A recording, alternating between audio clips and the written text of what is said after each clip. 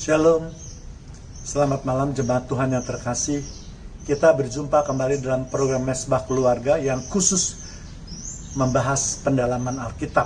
Dan pada malam hari ini kita akan berbicara suatu masalah yang cukup kontroversial di kalangan umat Kristen, yaitu mana yang benar, dikubur atau dikremasi.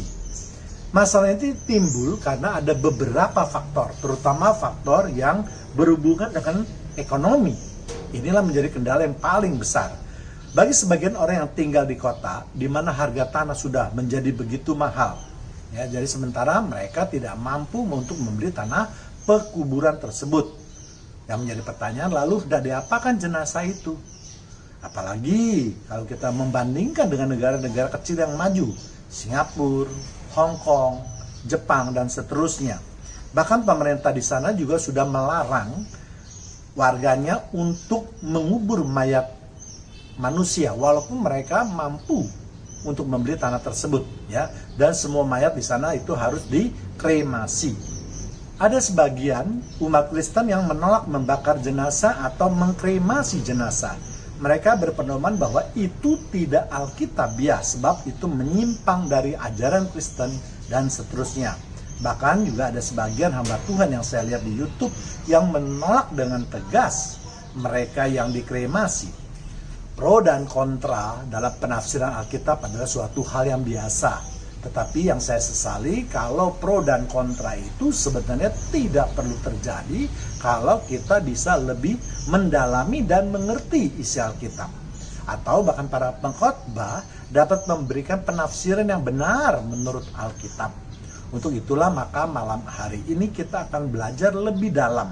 Apakah benar Alkitab mengajarkan kepada kita bahwa jenazah orang percaya harus dikubur dan tidak boleh dikremasi? Mari kita buka hati dan pikiran kita. Yang pertama yang akan saya bahas terlebih dahulu adalah jenazah yang dikubur. Alasan atau dasar dari mereka yang mengatakan bahwa jenazah ini harus dikubur dapat kita lihat di kitab Kejadian 3 ayat 19. Dengan berpeluh engkau akan mencari makananmu sampai engkau kembali lagi menjadi tanah. Karena dari situlah engkau diambil sebab engkau debu dan engkau akan kembali menjadi debu. Kalau kita perhatikan benar-benar pada ayat tadi, ayat itu tidak berbicara mengenai orang mati yang harus dikubur. Ayat tadi hanya mengatakan bahwa manusia diciptakan dari debu dan akhirnya jika sudah mati akan kembali menjadi debu atau menjadi tanah. Karena memang pada waktu itu kebanyakan orang mati dikubur. Sebenarnya ayat ini berbicara bahwa manusia dibuat berdasarkan suatu zat.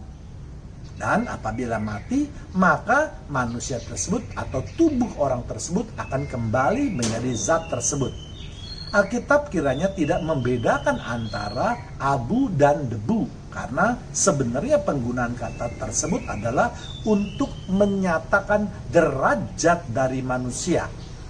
Ya, sebab ada juga ayat yang menyatakan bahwa manusia dibuat dari debu dan abu, bahkan tanah liat. Kejadian 18 ayat 27. Abraham menyaut, sesungguhnya aku telah memberanikan diri berkata kepada Tuhan, walaupun aku debu dan abu. Jadi Abraham mengatakan bahwa tubuhnya itu terdiri dari suatu zat yang hina, yaitu debu dan abu di mata Tuhan. Ya. Kemudian ayat 30 ayat 19 juga mengatakan, ia telah menghempaskan aku ke dalam lumpur dan aku sudah menjadi debu dan abu. Jadi Ayub hendak mengatakan kalau Tuhan melemparkan manusia, maka dia akan kembali menjadi zat asalnya. Ayub 33 ayat 6. Sesungguhnya bagi Allah aku sama dengan engkau, aku pun dibentuk dari tanah liat. Jadi kalau kita berpegang pada ayat dengan kekeh misalnya, bahwa manusia itu dibuat dari debu, buktinya Alkitab mengatakan yang lain, terbuat juga tanah liat. Ya, jadi jangan sampai kita menabrak ayat-ayat yang lain. Ya, jadi memang ayat-ayat yang tadi saya sebutkan itu bisa ditafsirkan kalau manusia mati itu kemudian kalau dikubur akan menjadi debu tanah, atau dengan kata lain manusia yang terbuat dari tanah akan kembali menjadi tanah. Namun ayat ini sekali lagi jelas tidak mengharuskan orang mati harus dikubur. karena ini bersifat penafsiran. Bahkan ada juga hamba Tuhan yang mengatakan atau mempertahankan pendapatnya bahwa orang Kristen itu mati harus dikubur menjadi debu dan bukan menjadi abu, yaitu dikremasi atau dibakar. Tapi menurut saya, sekali lagi yang tadi sudah saya katakan, pendapat ini kurang tepat dan kurang bijaksana, ya. Karena jelas-jelas ada ayat lain juga yang memberikan contoh bahwa ada tokoh Alkitab yang mati dibakar atau dikremasi. Menafsirkan suatu ayat jangan terlalu sempit, ya, atau hanya terpaku pada satu ayat saja tanpa mau melihat ayat-ayat yang lain. Di samping itu juga keadaan pada waktu itu, yaitu beberapa ribu tahun yang lalu ketika Alkitab ini dikanonisasi, tentu berbeda keadaannya dengan sekarang. Pada waktu itu bumi masih kosong, lahan masih tersedia banyak, sehingga harganya pun masih murah. Bahkan bila dibandingkan dengan dikremasi, mungkin kremasi lebih memakan biaya besar. Ya, tetapi sekarang keadaannya berbeda jauh. Harga tanah, terutama di daerah perkotaan atau padat penduduknya, harganya sangat mahal. Sementara kremasi sudah mulai murah, mulai terjangkau oleh banyak orang Kristen. Ya, nah kalau kita harus tetap memaksa untuk dikubur, bagaimana mereka yang tidak mempunyai dana untuk melakukan hal tersebut? Atau bagaimana kalau orang yang mati karena rumahnya terbakar? Kita harus ingat bahwa dasar dari pengajaran Taurat maupun Yesus adalah kasih. Hal lain juga adalah sekarang kita lihat banyak sekali kuburan yang letaknya sangat strategis juga dibongkar. Karena dibangun untuk mereka yang masih hidup. Jadi sekali lagi kita tidak ada suatu keharusan untuk orang Kristen ataupun tokoh-tokoh di dalam Alkitab bahwa orang mati itu harus dikubur di dalam tanah. Apalagi penguburan zaman dahulu berbeda dengan penguburan yang kita pahami sekarang ini. Yang kedua yaitu jenazah yang dikremasi atau dibakar. Ada beberapa orang yang berpendapat bahwa dengan mengkremasi itu berarti satu, api itu adalah simbol hukuman. Misalnya mereka yang mau dibakar seperti Sandra Mesak dan Abednego yang ingin dibakar di dapur perapian ataupun memberikan korban anak bagi dewa Baal atau Moloch. Ya, namun simbol api juga bisa sebaliknya karena Alkitab juga mencatatnya demikian. Misalnya tentang kedatangan Allah yang menyambar korban bakaran pada mezbah Abraham maupun pada Nabi Elia. Kedua, di dalam Alkitab kitab suci, mayat yang dibakar adalah mereka yang jahat atau yang berdosa. Misalnya ancaman hukuman pada perempuan Tamar yang kedapatan mengandung karena melakukan zina. Ya, Kejadian 38 ayat 24. Sesudah kira-kira 3 bulan dikabarkanlah kepada Yehuda, Tamar menantumu bersundal, bahkan telah mengandung dari persundalannya itu. Lalu kata Yehuda, bawalah perempuan itu supaya dibakar. Ya, tetapi ada contoh lain juga yang justru mengandung arti sebaliknya. Misalnya pada kasus Saul dan keluarganya. 1 Samuel 31 ayat 12. Maka bersiaplah segenap orang-orang gagah perkasa. Mereka berjalan terus malam-malaman, lalu mengambil mayat Saul dan mayat anak-anaknya dari tembok kota Bet-Sean. Kemudian pulanglah mereka ke Yabes dan membakar mayat-mayat itu di sana. Memang ada yang mempertanyakan pada waktu itu, karena Saul dikatakan ya sudah berbuat dosa karena ia bertanya kepada roh Samuel, dan juga berdosa karena ingin membunuh Daud. Namun bagaimana dengan kematian anak-anaknya, yaitu antara lain Yonatan? Apakah Yonatan juga termasuk orang berdosa? Tentu saja tidak. Ya, Alkitab banyak sekali mencatat perbuatan Yonatan yang bertentangan dengan Saul. Ya, salah satunya adalah niat Saul untuk membunuh Daud, sedangkan Yonatan ingin menyelamatkan nyawa Daud. Bahkan kalau kita baca pada ayat selanjutnya, orang-orang di Yabes dan Gilead akhirnya membawa tulang-tulangnya untuk dikubur di bawah pohon tamariska. Dan mereka berpuasa 7 hari lamanya. Itulah penghormatan yang diterima oleh keluarga Saul. Kemudian yang ketiga juga ada kepercayaan bahwa orang yang baru mati rohnya masih tetap ada. Ya, hal ini juga tidak benar ya, karena kita sudah mempelajarinya pada beberapa bulan yang lalu ya, bahwa roh orang mati langsung dijemput oleh malaikat-malaikat menuju ke Firdaus atau ke Yerusalem baru bagi mereka yang berperilaku baik atau berkenan, ya. Kemudian keempat, yaitu ada juga yang mengatakan bahwa jangan dikremasi. Kalau dikremasi tidak bisa dibangkitkan lagi atau tidak bisa memperoleh kebangkitan yang kedua. Ada banyak pengkhotbah yang salah dalam memberikan penafsiran mengenai hal ini. Mereka umumnya masih berfokus pada tubuh jasmani. Padahal baik dikubur maupun dikremasi, tubuh jasmani itu pun habis sudah semuanya, ya. Tubuh jasmani itu tidak mempunyai hubungan atau dampak apapun juga terhadap kehidupan selanjutnya. Jadi tidak usah kita khawatir kalau seseorang mati itu misalnya karena kecelakaan sehingga tubuhnya atau tulangnya hancur, atau yang mereka yang mati dipenggal, atau mereka yang mati terjebak dalam suatu kebakaran misalnya, semua itu tidak mempunyai pengaruh atau dampak terhadap kehidupan selanjutnya. Karena ada yang berpendapat bahwa tubuh jasmani orang yang mati walaupun kekurangan nantinya akan dipulihkan oleh Tuhan. Jelas penafsiran ini tidak alkitabiah. Orang yang mati jasadnya ya sudah selesai, ya, tubuh jasmaninya sudah selesai. Yang diberitakan oleh Alkitab adalah rohnya, karena roh itu adalah kekal, ya. Jadi janganlah kita terlalu sempit di dalam melakukan penafsiran suatu ayat. Dan sebagai catatan, kita juga harus ingat bahwa yang dimaksud dikubur di dalam Alkitab adalah berbeda dengan dikubur apa yang kita kenal sekarang ini. Ya, kalau kita terlalu kaku menerapkan hukum di dalam Alkitab, maka akhirnya manusia hidup hanya untuk hukum Tuhan dan bukan sebaliknya. Padahal seharusnya hukum Tuhan itu dipergunakan untuk kebaikan hidup manusia.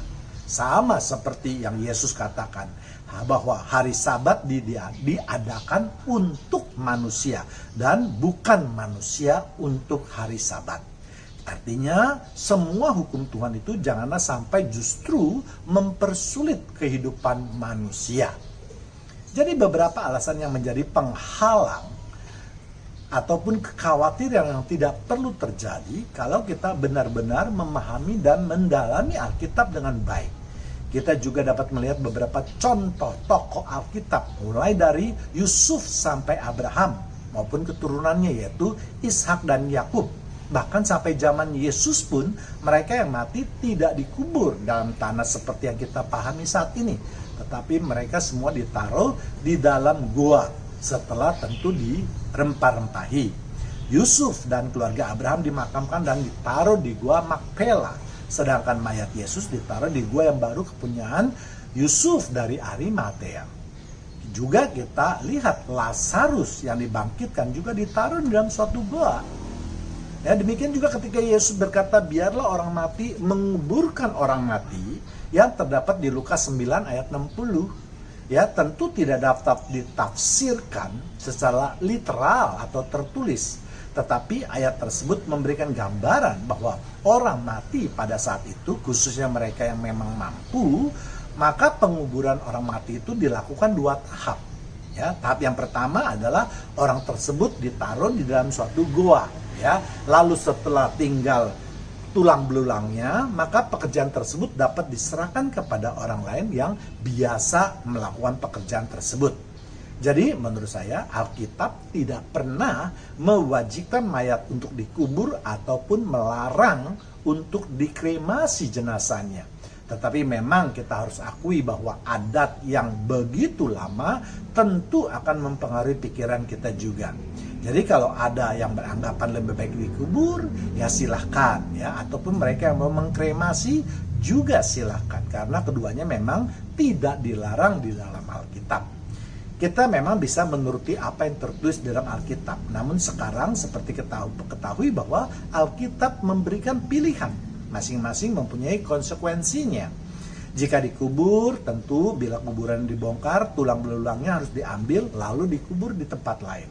Seperti yang dilakukan oleh keluarga Yusuf, di mana Yusuf mati di Mesir, kemudian tulang belulangnya dibawa oleh Musa untuk dikubur di Sikhem. Namun sekarang banyak juga yang terjadi adalah mengkombinasikan kedua cara tersebut, yaitu jenazah yang dikubur jika sudah tinggal tulang, kemudian dibakar dan abunya disebar di laut, atau ada juga ditaruh dalam suatu bejana atau tabung pada suatu tempat khusus ataupun di rumah. Ya, menurut saya apapun yang dilakukan terhadap jasad manusia itu sepanjang untuk kebaikan dan menghormati orang tersebut ketika masih hidup boleh saja dilakukan, ya, karena Tuhan juga tidak mengatur hal tersebut. Semua tindakan itu adalah untuk manusia yang masih hidup, sebab bagi Tuhan yang terpenting adalah roh kita. Ya, semua perlakuan tersebut harus mempunyai tujuan yang baik dan benar. Yang pertama misalnya jenazah, baik dikubur maupun dikremasi, dan segala ibadah yang dilakukannya adalah untuk menghormati orang yang sudah meninggal. Dan kita percaya bahwa tubuh jasmani sudah tidak berguna lagi bagi kehidupan kekal kita. Pilihan diserahkan kepada keluarga masing-masing. Kalau memang mampu, silakan dikubur. Dan kuburan harus dipelihara. Dan harus hati-hati ketika keluarga datang untuk berziarah, karena banyak sekali keluarga yang justru jatuh ke dalam dosa ketika mereka berdoa kepada orang mati, berbicara, bertanya, meminta perlindungan kepada orang mati dan seterusnya, ya. Itu jelas adalah suatu dosa, ya, karena kita berdoa, kita memohon segala macam itu kepada Tuhan Yesus Kristus. Jadi kuburan itu hanya untuk mengingat akan kebaikan ataupun sarana untuk berkumpul keluarga besar. Yang kedua, sedangkan kalau dikremasi dengan adanya masalah dana, maka tentunya pilihan keluarga ini juga harus kita hormati. Ya, namun kalau bisa jangan menebarkan abu ke laut seperti yang banyak dilakukan saat ini. Karena tindakan itu berarti tidak menghormati orang yang sudah mati tersebut. Nah, dengan menebar di laut atau di mana saja, itu sama artinya kita sudah tidak ingin mengingat orang tersebut. Padahal di dalam kekristenan kita diajar untuk mengingat orang-orang yang baik atau yang pernah menolong atau berjasa di dalam kehidupan kita, terutama orang tua ataupun sanak saudara. Ya, 2 Timotius 3 ayat 14. Tetapi hendaklah engkau tetap berpegang pada kebenaran yang telah engkau terima dan engkau yakini, dan selalu mengingat orang yang telah mengajarkan kepadamu. Memang ayat tersebut tidak secara spesifik mengatakan bahwa kita harus berterima kasih kepada orang yang telah berbuat baik kepada kita. Namun kata selalu mengingat orang yang telah mengajarkan kepadamu itu bisa ditafsirkan kita harus selalu mengingat kebaikan yang pernah kita terima. Apalagi kalau kita membaca di 2 Timotius 3 ayat 2-4 yang mengatakan bahwa kita jangan sampai menjadi orang berdosa yang tidak tahu berterima kasih, tidak tahu mengasihi, tidak suka yang baik, suka berkhianat, dan seterusnya. Semua itu tentu mengingatkan kita, supaya kita selalu mengingat akan kebaikan yang pernah kita terima dari orang lain. Kalau kita tidak bisa berterima kasih kepada orang yang pernah berbuat baik terhadap kita, bagaimana kita bisa berterima kasih kepada Tuhan Yesus yang sudah mengorbankan nyawanya untuk menembus dosa kita? Kita tidak pernah hidup di zaman Yesus. Kita tidak kenal Yesus secara duniawi dan seterusnya. Kalau kita tidak bisa mengingat kebaikan Yesus, tentu bukanlah umat yang baik, ya. Jadi demikianlah pembahasan mengenai apakah orang Kristen yang mati itu harus dikubur atau boleh dikremasi. Mudah-mudahan akan menambah pengetahuan tentang Alkitab, ya. Semoga kita dapat melakukan firman dengan lebih baik, dan kita akan berjumpa dalam program yang sama, tentu dengan topik yang berbeda. Tuhan Yesus memberkati kita semua. Amin.